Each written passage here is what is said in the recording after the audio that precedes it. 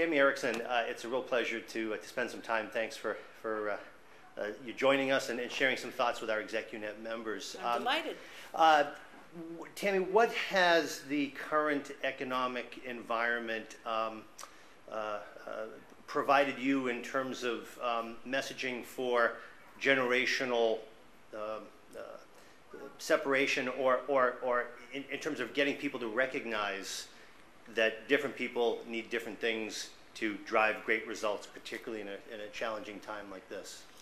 Well, it's had some pros and cons. I mean, certainly there are companies who have not invested as much in understanding their employees and creating good work environments, but the smart companies have recognized that there's even more need to make sure that you've got an engaging workplace when people are being stressed by as many things as they have been over the last few years. The economy has hit different generations differently. I would say, at a big simplification, boomers were shocked because, boomers always move forward. So the concept of things moving backwards has been a big blow to many boomers. Gen Xers weren't surprised at all. They've spent their whole life knowing that something bad was about to happen. So the concept that the economy is bad is not something that they find particularly surprising, although they're the generation, I would argue, has been the hardest hit. They're certainly the one that was the hardest hit by the mortgage crisis. They bought the big, expensive houses at the peak times. Gen Ys, they're certainly concerned. I mean, they're coming out of college. It's tough to find jobs. On the other hand, many of them are happy to take an opportunity to explore.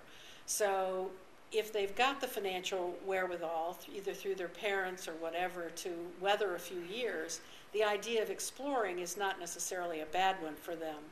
Could there be, a risk of a lost generation? I mean, we hear about, baby boomers staying longer, extending their careers, whether it's healthcare related or whether it's just financial, retirement saving kind of, perspective.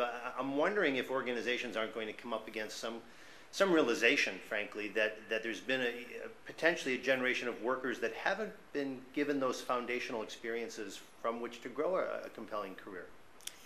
Well, it's such an interesting question because, again, there are multi-dimensions to it. I think the fear that boomers will stay and clog up the pipeline is one I hear so often. Xers are worried about it, and I think for good reasons. I think it's time for boomers to begin to move into new roles. The question then becomes, can we as companies find really valuable roles for boomers to play? Because they shouldn't be necessarily holding all the key leadership spots, but we need to find value-creating ways for them to participate.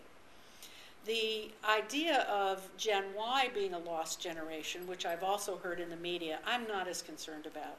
They have a long time ahead. Yes, they've had a slow couple of years, but they're going to make that up just fine, and they're going to have a long and productive career. I guess one capstone question I would have, Tammy, is whether or not companies are going to need to change to enable those older workers to continue to give back and perhaps to mentor those younger generations. We still hear quite a bit about age discrimination. We still hear that it's quite challenging, especially for those older job seekers, to find employment in an economy like this. Will there be some change required on the part of organizations to embrace those more experienced workers as a form of transition to the new? I think one of the biggest challenges companies face is to figure out how to use boomers productively. And that's going to require some major change. It's going to require even down to the minute level of how we keep metrics. I have companies who tell me, well, I can't do it because it would add to my head count if I had 2 boomers rather than one taking a job. I mean, these are just, in one hand, silly bureaucratic stumbling blocks, but they're the kinds of things we have to get over.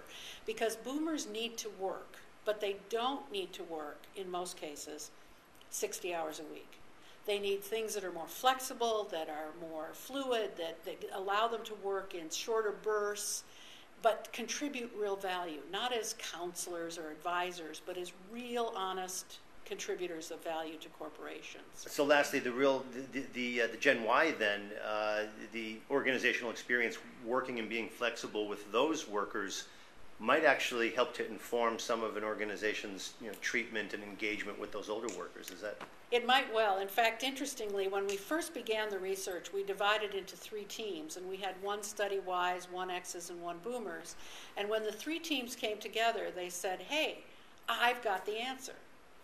Flexibility. Flexible work arrangements. And of course, each was coming from a different perspective, because Xers need flexibility to meet many of their parenting demands. So flexibility has an important role to play, whether it's meeting the needs of Ys, Xs, or boomers. Okay, great. Tammy, thanks for the time, and always appreciate your perspective. You're very welcome. Yeah.